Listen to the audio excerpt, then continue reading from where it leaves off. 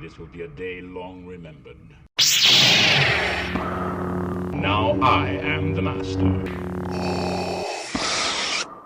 Welcome to another episode of Legends and Theories.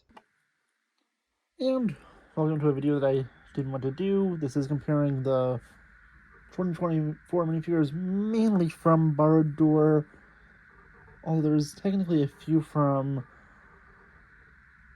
other places where we do have the Nazgul from the Fellbeast set.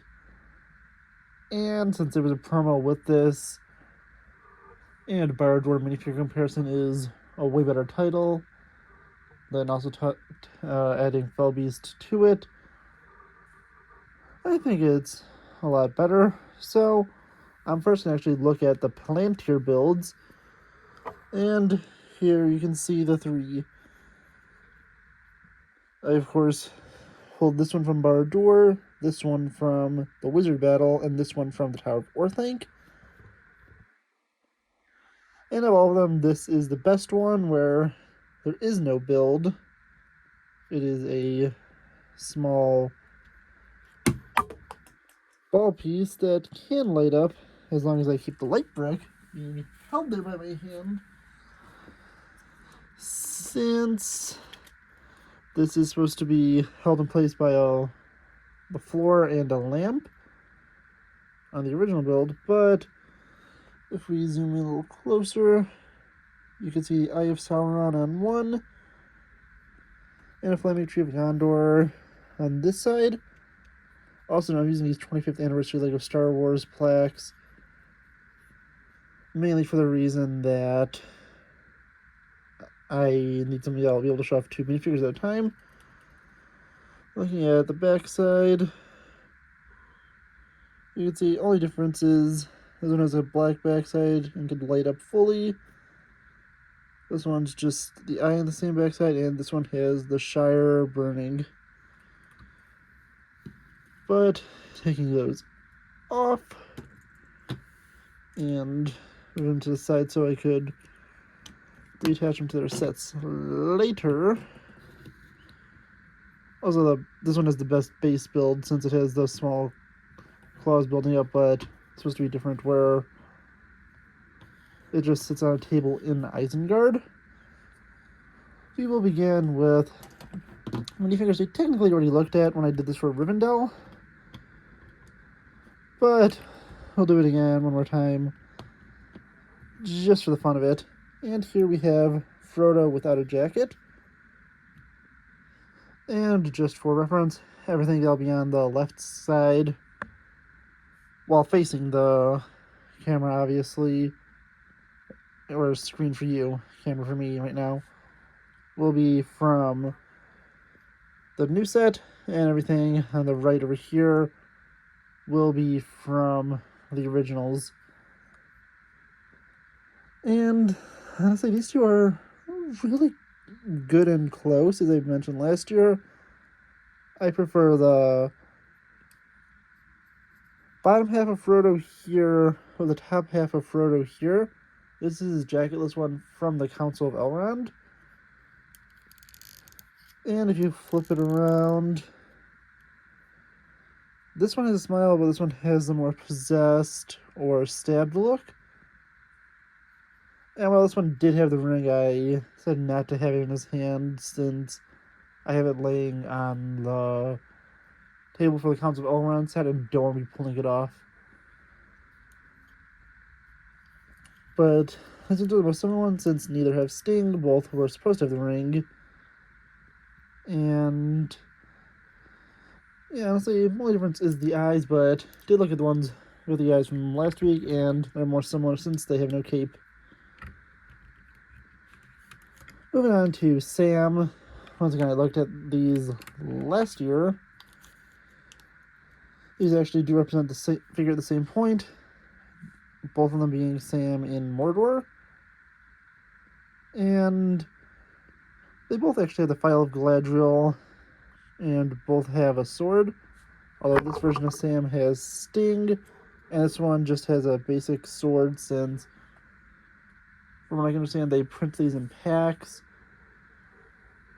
And they didn't want to or weren't able to, I'm not really sure how it works with Lego, print this without printing all the other swords that came from Rivendell. So I'm guessing it's just one large mold that has all these different sword designs and they pop out. But this one has way more accurate hair. This one has brighter hair. And overall, the older Sam is one I like a lot more. Even if we disregard the fact he has an elven cloak. I like his more scared expression versus the more happy one. Only thing that's better is the printed feet down here to represent his hobbit feet. But besides that, the older Sam is a lot better. And just for the fun of it, I'll keep a count of which ones were better. And we're currently tied at 1-1. Now we have the green orcs. And these were specifically Moria orcs in the original theme, but are just basic green orcs.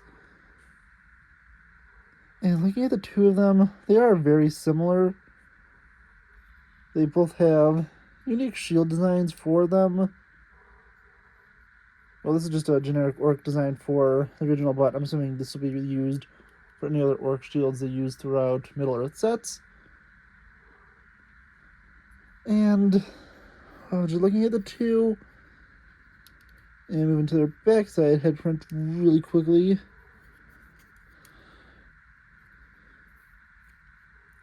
I think they both look really good, but I don't know, I just like the older one more. I think the eye print on this one just looks really weird. But still, it looks cool, and neither are bad. I just slightly like this one more, and also, the earpieces are both fine, but this one just looks a little more evil. But there's a slight win on that one, so it's currently 2-1 with the older ones winning out. Up next, we have two Mordor orcs. And I decided to grab one with a helmet on, even though he has a flail. And this one's from the Blackgate set, which I grabbed him off of. Although there are a bunch of these. Removing their helmets, they are slightly different skin tone color, but the only orange ones were from The Hobbit, and those were specifically from Gundabad. So I don't think it's really appropriate to be comparing them, since these are supposed to be Mordor orcs. And looking at the two of them, honestly, these ones are probably the closest in comparison. I think neither really truly is better, and both go to that just kind of more classical orc design, and I really like the fact that neither have pupils, and that makes these look a lot more menacing. But honestly, if I was going to give him one, I think with the armor design, the newer one just looks slightly better. Although I think the older helmet was a little better for that. But overall, I'm giving it 2, the new one. So it is currently tied 2-2. And I already discussed which one wins this easily in my last video about Barad-Dûr, which was a review. But I like the original Gollum a lot more. I'm going to take the fish out of his hand, but if we go and grab the ring from Sauron, you can take a look that it easily fits upon Gollum's hand here. So he could be wearing it for when he did have it. Okay, sorry about that. The arms for Gollum fell, so I decided to attach them more securely off camera, but him with the old arms looks honestly a lot better. But just going back to the original builds, the original Gollum's face print is a lot better. I think I should have 2 of the arms for Gollum. So I should be able to move those to the newer one. If not, I'll eventually buy them off of Bricklink. But sliding them back on and placing Smeagol back on. Taking a look at the arm movement. Although it is a little more limited, I feel that this one has even less movement where the legs pop out a lot more. So he really could only move this hand up and down and this one slightly more. Well, Gollum here, if you at least remove him from a base plate, has a way more wide range of movement and could move his arm to the same levels on both sides. So yeah, overall, Gollum minifigure from the original, easily the superior figure, and that breaks our tie, which was currently 2-2, which brings it 3-2. Now looking at our ring wraiths. The 2 of these are very simple minifigures, and honestly, it all depends on which design you like more. But looking at them, only difference is that's significant at least, is the small little belt buckle he has here, cape, and the more closed hood. And here it's a more open cape with a more open hood. And between the 2 of these, both are honestly really good. The capes both look really intimidating. And I think honestly I give it to the newer one. It's a hard choice, but both look incredible. I think the more open hood look a little more intimidating and tall. And I think a combination of these 2 figures would make them perfect, but slightly I'm giving it to this one. And that's, not really saying anything bad about either figure. But both are just truly incredible. And these are truly way too bunched up. I'm just going to leave Gollum to the side since he really doesn't want to stick to this. Now we have our Mouths of Sauron. And man, these 2 are truly incredible. Both helmets are made out of rubber. Oh, this one feels a lot more rubbery than the other. And to take a look at the faces of the 2 unmasked, they look nearly identical. The same with their robes. Although this one has slightly more metallic shine on his arms. And yeah, honestly, these are so close. They are nearly the exact same minifigure. But being honest, I think just the shinier arms here makes this slightly better. And when I say slightly better, I mean literally slightly better. So slightly breaking the tie. Sorry for another break. I lost my count in my head after having to find Gollum's arm, but we're currently at 4-3, and I'd say that we could say it as the final count because I feel like the last one, although is going to be considered unfair, but these are both versions of Sauron, which does make it a lie that this is the first Sauron minifigure. This is the first minifigure named Sauron, but as anyone who watched the Hobbit films or has read the Lord of the Rings would know Sauron is the necromancer.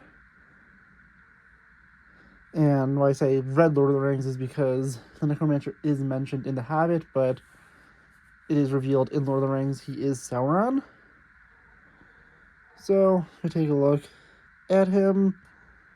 It's easily this one.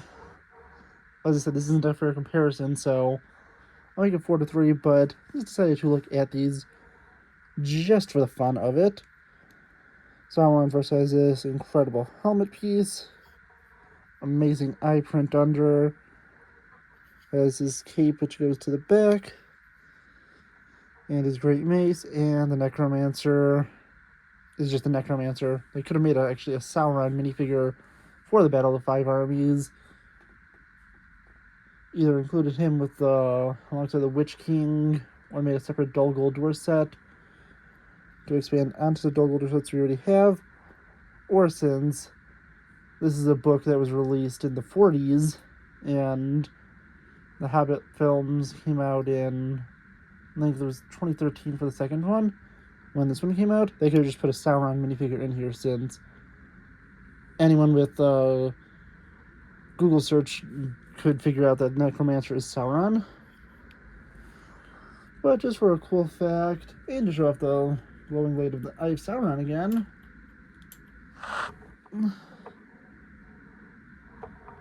well, it's not glowing in the dark like it should be. This minifigure should be glowing in the dark, which is disappointing. But I guess the paint is probably worn out. And while Sauron did include a minifigure, not the minifigure, I meant the ring, I decided to put one of the extra ones from the set in his hand, since it would look just cool on him, and he'd be inside of the tower most of the time, or he'd be outside of it. I was probably put him on the outside just for display, since I love this figure. And it's probably one of my favorite ones I own. But honestly, a few quick facts about Barad-Dûr I quickly forgot to mention is the fact it took me just about 14 hours to get through it. I listened to the Fellowship of the Ring audiobook by Andy Serkis. I played it at 1.5 speed. And I finished, I believe it was chapter 8, maybe chapter 9. The Great River, I believe it was titled. So my memory's slipping right now. But I got to there, and the audiobook at that speed is on like 15 hours and like 6 minutes. And that chapter where I exactly ended at was at like 14 hours and like 6 or 7 minutes. So basically just, it was, about, I'm not even thinking what I'm saying right now, but it was 14 hours and like 6 or 7 minutes in, so I'm just gonna say 14 hours just to be saving round ball, and for when I'm counting into time that where I might have mistaken a build or something, or was missing a piece and having to look for it. But yeah, honestly, these are all cool figures, and while the new ones are slightly better, they're all great. And besides the Gollum one, I really love all of them, and the Gollum one, still good, is decent, and if you want to, you could give a point to the original ones for the Planters, but this is mainly to look at the figures, and the Planters was just going to be a fun bonus. But if you look at the Planters, then I'll count Sauron and the Necromancer, and that would just keep us at the same scoring, just with one extra point for each. But yeah, honestly, I want to know what you think. Please let me know in the comments, and I'll see you in the next episode of Legends and Theories. Thank you for watching this episode of Legends and Theories. Please subscribe, like the video, share the video, leave a comment, check out the video on screen, and may the Force be with you.